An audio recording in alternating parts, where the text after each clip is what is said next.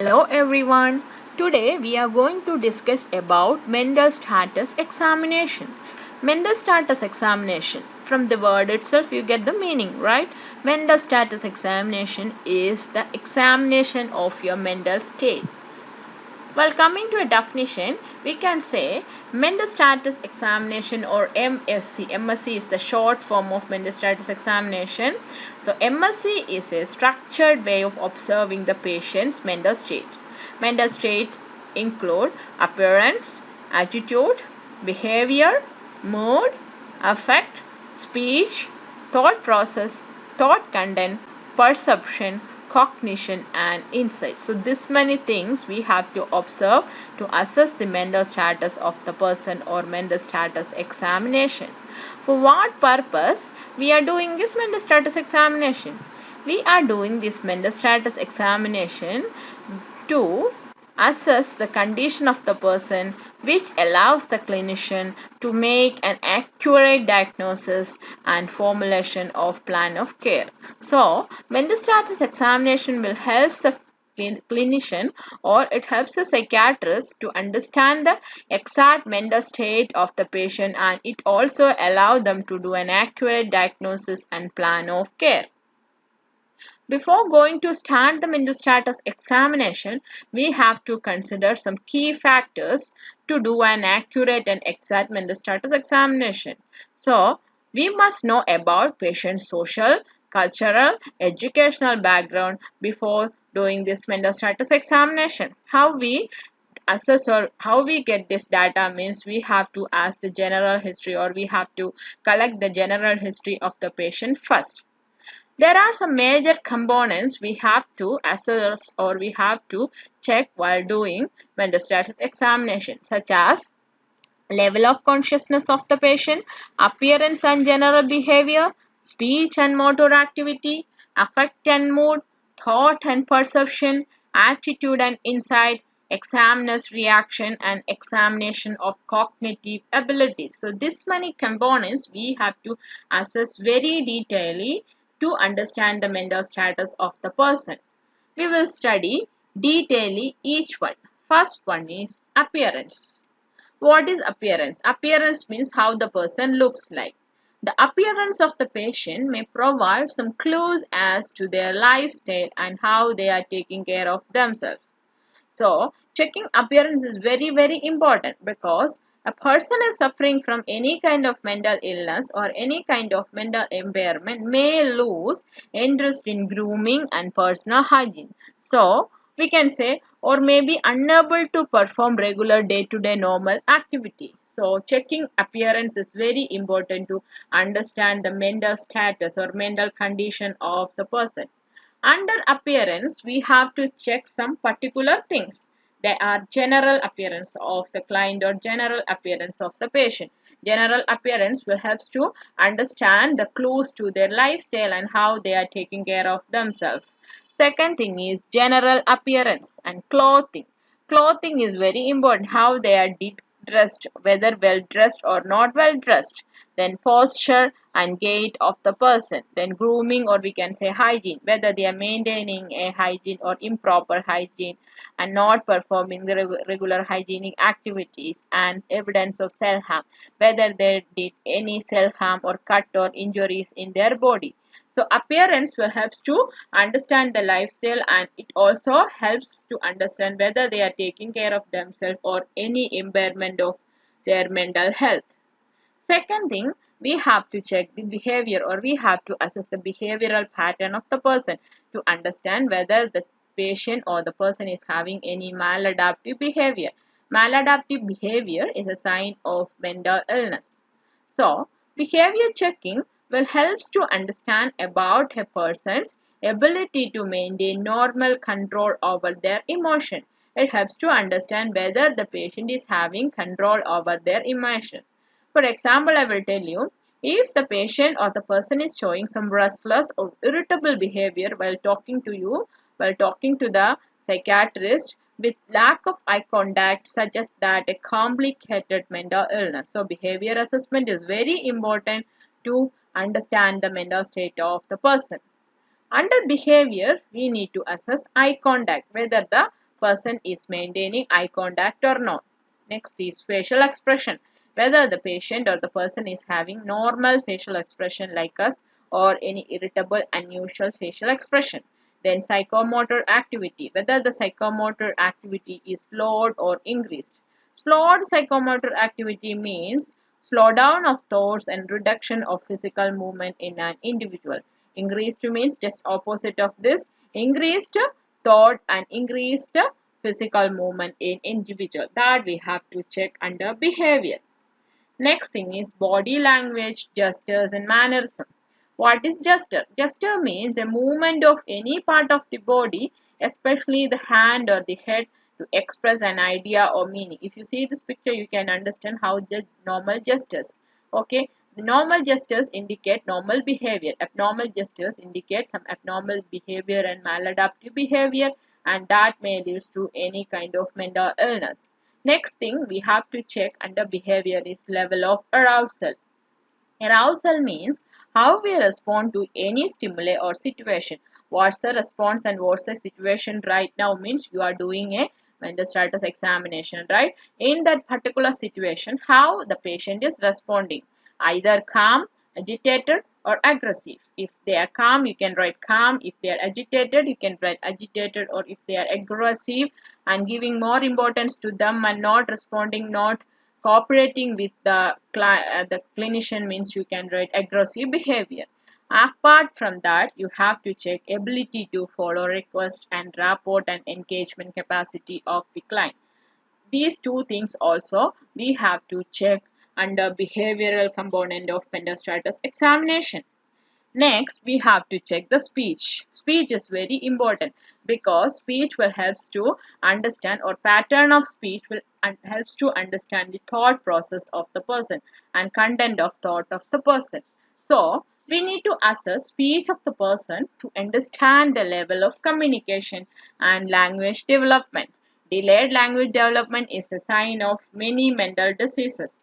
The quality and quantity of client speech provide information about thought process. So it helps to understand whether the patient is having normal thought process or abnormal thought process. So assessing speech is very important key component in mental status examination. Under speech, we need to assess speed of speech. Either it is accelerated, racing or retarded. What is accelerated means quick speech or increased rate in speech speed. Increased rate and very fastly they are speaking means that is accelerated. Next is racing speech. Racing speech means erratic and irrelevant speech without any reason, without meaning. If they are talking, that is racing speech. And retarded speech means slow, ineffective, meaningless speech. So after observing that, you can write under speed either it is accelerated, racing or retarded. Okay. Next thing is rate of speech. Under rate of speech, you have to check whether the patient is showing a pressure while talking or very slow motion and a very slow way they are speaking. Next thing is quantity of speech. Under quantity of speech, you have to check minimal, excessive or complete absence of speech. Minimal means only response to the question, and complete absence means there is no response to speech and there is no response to your question. And excessive speech means more than we need and more than they have to talk, that much they are talking means that is called as excessive speech. So under quantity of speech, you can write minimal, excessive or complete absence of speech. Next thing under speech is tone of speech, that is monotonous or tremulous speech. Monotonous means dull, unchanging tone of speech, and tremulous speech means excited, vibrant, fearful, with anxiety. So, while talking to the client or talking to the patient, you can understand whether the patient is maintaining or showing a dull, unchanging tone or excited and fearful with anxiety. So, based on that, you can write either monotonous or tremulous under the tone of speech. Then we have to check the volume of speech, that is loud or quiet, then fluency and rhythm of speech. Under that, we have to check the articulation, clearness and slurred speech. Okay, these many things we have to check under the speech component of mental status examination. Then we can go to other component, that is mood and affect, and it is very important component of mental status examination. So what is mood? Mood means what we inquire about the patient. What we inquire, how are you feeling? How you feel about the situation? What's your mood now? What you feeling now? That kind of things. What we inquire about the patient is mood, and what we observe from their facial expression is affect. Mood and affect both related to emotion. So, to understand the mood level, we need to assess both affect and mood. Affect represent an immediately expressed and observed emotion. We can say just like weather. Weather is like that, immediately expressed one. So, affect represent an immediately expressed and observed emotion. Example, the patient's facial expression. Mood means represent or mood represent a sustained emotion present over a prolonged period of time. We can say just like a climate, okay, that can alter an individual perception of the world. So mood is like climate and affect is like weather. So simply we can say what we observe is affect and what we inquire is mood, or what we inquire about is mood. Under affect, we have to check whether the affect is flat, shallow, or irritable. Flat means it is a lack of showing emotion characterized by an apathetic and unchanging facial expression and little or no change in the strength, tone, or pitch of voice. Okay, if the patient is showing less emotion and apathetic and unchanging facial expression while talking to the examiner or talking to the interviewer, means you can write the affect is flat. Second thing is shallow. Shallow means when you show or have little or no emotion and not afraid of anything while talking or while telling or by seeing some dangerous things or peculiar things. No emotions and no afraid of anything, not afraid of anything means, and that is called as shallow. And irritable. Irritable means frustrated or upset affect. So these are all the things you have to check under affect. Either it is flat, shallow, or irritable affect. Next thing is range of affect. We have to check the range of affect. Under range of affect, we can check restricted or constricted affect, normal affect, expansive affect, or blended affect. First, we will see what is restricted or constricted affect.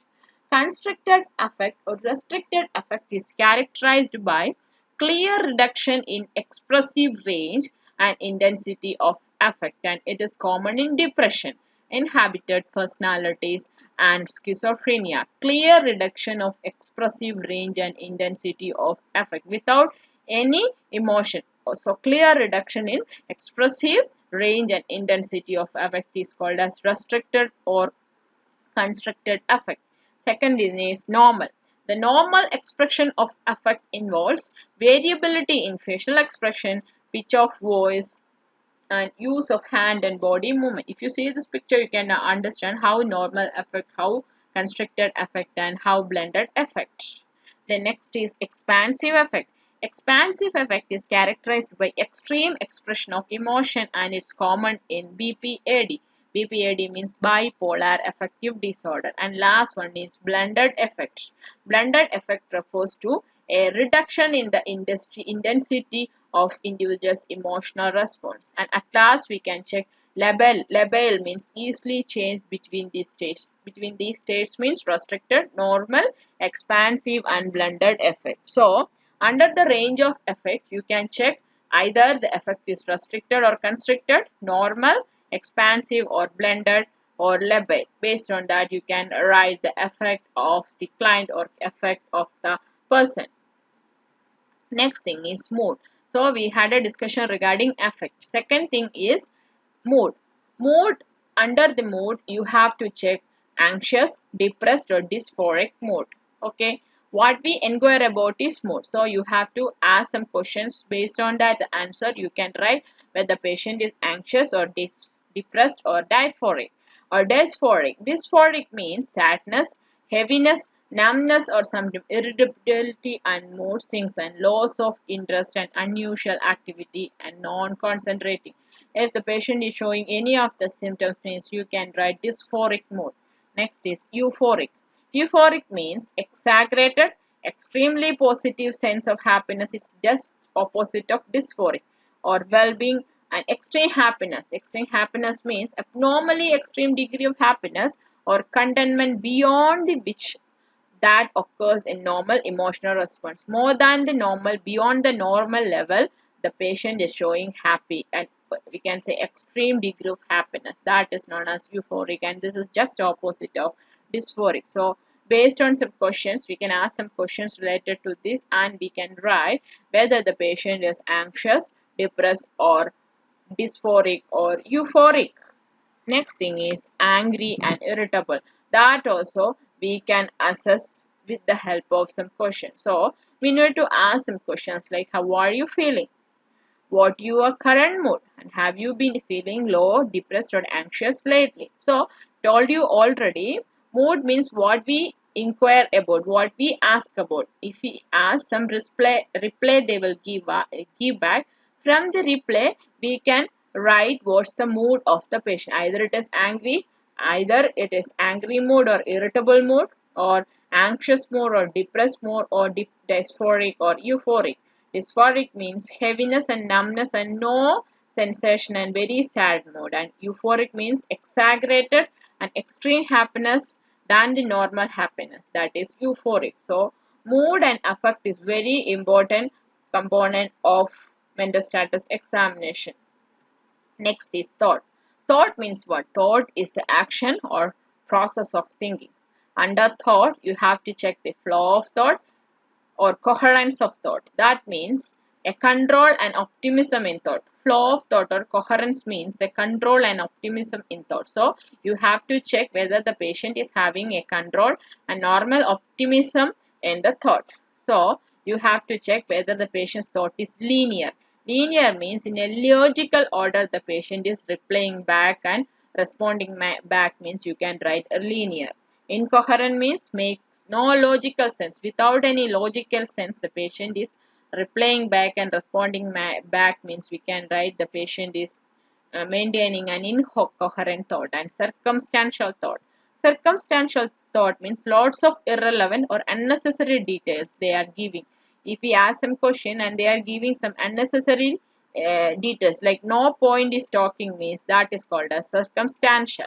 Next, another thing we can check under thought process or action or process of thinking is tangential. Tangential means the patient moves from one thought to other thought that relate in some way but never gets to the point. They will not come to the point what we wanted to know. They will change from one point to another point and they cannot come to the point never. That is tangential.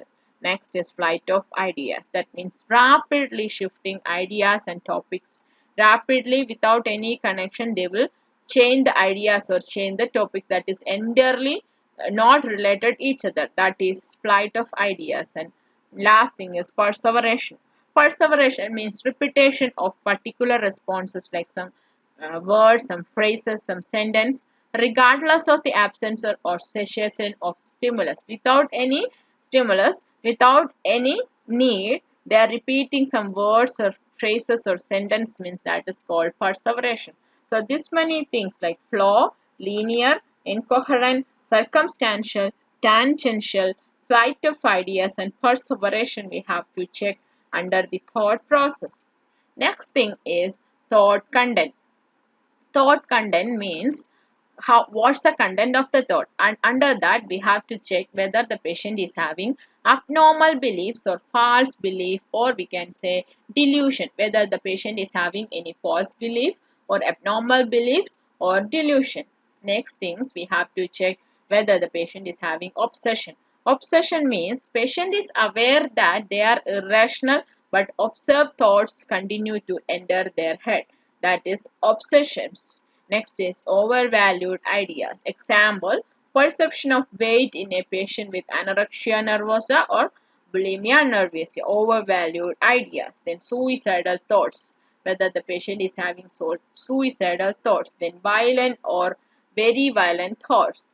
To understand this thing, whether the patient is having obsession, overvalued ideas, suicidal thoughts or violent thoughts or abnormal beliefs or false beliefs or delusion, we can ask some questions like Are you worried about anything? Do you think seems unreal to you? Do you ever think about ending up your life? Have you ever felt your life was not worth living? Have you ever attempted to end your life? If they're answering in proper way, we can write they are very normal. If they are giving any answer in abnormal way, we can understand whether the patient is having obsession or overvalued ideas, suicidal thoughts or violent thoughts. Okay, so these are all the things we have to check under thought content. Next thing is thought possession. Thought possession means how the thought is processing inside the brain, inside the mind. Under thought possession, we have to check thought insertion, thought withdrawal, thought broadcasting. Thought insertion means other thoughts entering into the patient mind. They'll complain that this is not my thought, this is some other's thought. They will tell that other thoughts are entering into the patient's mind. Next is thought withdrawal, means thoughts can be removed or taken out from the patient. Thoughts are not here and it's been removed or taken out from patient's mind. And thoughts broadcasting, that means the patient believes that others can hear what the patient is telling and what patient's thought. So these things we have to check under thought possession. To understand this, we can ask some questions like, do you think people can put ideas into your head? If they are telling yes, means you can write thought insertion. Have you ever felt like people have removed their memories from your mind? They're telling yes and they are giving some explanation, means you can write thought withdrawal the patient is having. Then do you ever feel like others can hear what you are thinking? The patient is telling yes and they started to tell more about this, means you can write the patient is having thought broadcasting. So under thought possession, you have to check thought insertion, thought withdrawal and thought broadcasting. So these are all the three areas under thought. Thought process, thought content and general thought. Next things we have to check the perception of the person. Perception means the way how they think and how they observe the thing. Under that you have to check hallucination, illusion, etc.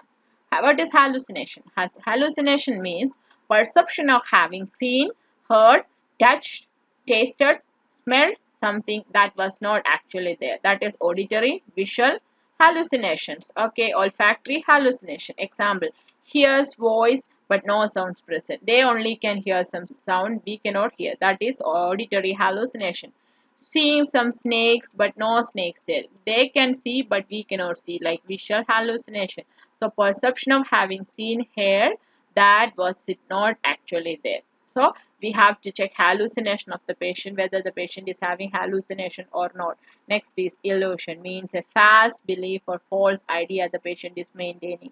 So to understand these things or to screen the perception abnormalities, you can ask some questions like, do you ever see, hear, smell, feel or taste things that are not really there?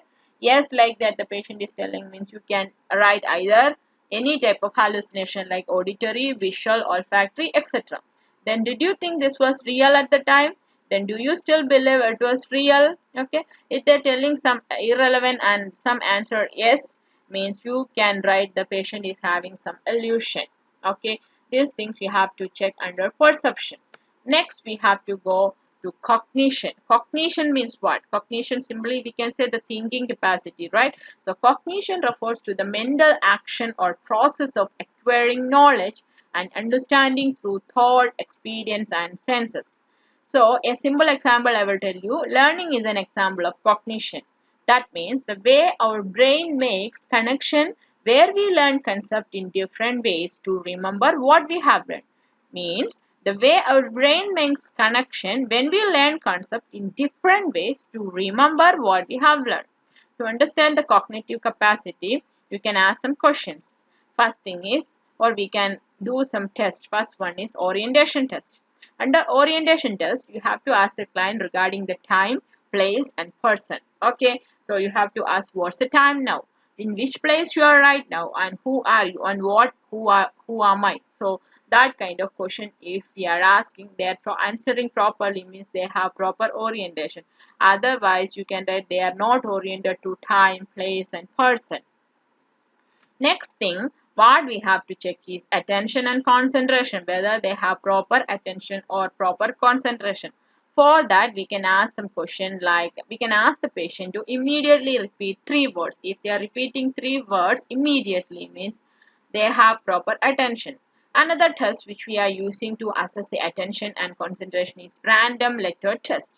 Under random letter test, examiner says, or we can say each letter once at a time, like B, C, B, D, C, B, T, T. Then patient raises finger for each of the 3 B's. So 3 times B I told, B, C, B, D, B, T, T. So 3 times B I told. So patient raises finger for each of the 3 B's. That is an example of random letter test. It's a good example, a good test to assess the attention and concentration of the patient. Next is digit span test. Under that, patient repeats a series of numbers, like start with 3 numbers, then 4 numbers, then 5 numbers, and then 6 numbers. If they are answering properly, means they have proper attention and concentration. If they are getting trouble while doing this, means they have problem with attention and concentration. Okay, then to check short-term memory also we have to check to understand the concentration and attention. To understand the short-term memory, you can ask some question like recent events, and we can ask who is the president, or recent events in your life, such as what's the recent trip and you have attended, what's the function, which function you have attended recently. That kind of question you can ask to understand the memory, short-term memory of the patient. Next and last thing is insight and judgment. Insight means what? It means our wisdom, which decide whether we can determine the truth or facts behind the problem or situation. That is known as insight. For that, to understand the insight of the patient, you can ask some question like, what do you think as the cause of this problem, or do you want help with the problem, or do you want help for this problem? If they are telling, yes, I know this is the problem, not exactly, but related to that problem, they are telling, I have this problem, I'm suffering with this problem, and I need help for this problem, means they have insight. If they are not answering properly, means you can write poor insight. Next thing is judgment. Judgment means what? Means problem solving ability, or to assess the patient's general problem solving ability, or to assess the judgment capacity, we can ask the question like, what would you do if you see an accident in front of you? If they're answering properly, like, if I see an accident, I will do this thing step by step, means definitely we can say they have a proper judgment. If they're not answering in the proper way what we are expecting, means they have, we can write they have poor judgment. So, insight and judgment checking also very important to assess the mental state or mental status of the person. At last, we can complete the examination by asking all these things, and we can say thanks to the patient, and we can summarize and write how or what's the mental status of the patient. I have given an example here how we can conclude or how we can do the summary for a mental status examination. I will tell you. Well, coming to the summary, we can write the client is a 25-year-old woman who is obese. From the general appearance, we will check whether the patient is obese or not. Okay, so who is obese? Her general appearance is normal. She is cooperative with interviewer. Her mood and affect are depressed and anxious. Her flow of thought is coherent, and her thought content reveals feelings of low self-esteem. She shows symptoms of visual and auditory hallucination that are self-demeaning. Her orientation is good. She knows the current date, place, and person. Recent and remote memories are not correct. The client shows some insight and judgment regarding her illness and need for help. So in that way, we can write the summary of mental status examination after checking all the important components what we have discussed right now. So, this is an model format for mental status examination. So, we can conclude that mental status examination is an assessment of current mental capacity of the patient through evaluation of general appearance, behavior, thought, affect, speech, mood, judgment, and insight, and it helps the clinician to do an accurate diagnosis and formulate the plan of care. This is about mental status examination and how we do mental status examination. Thank you.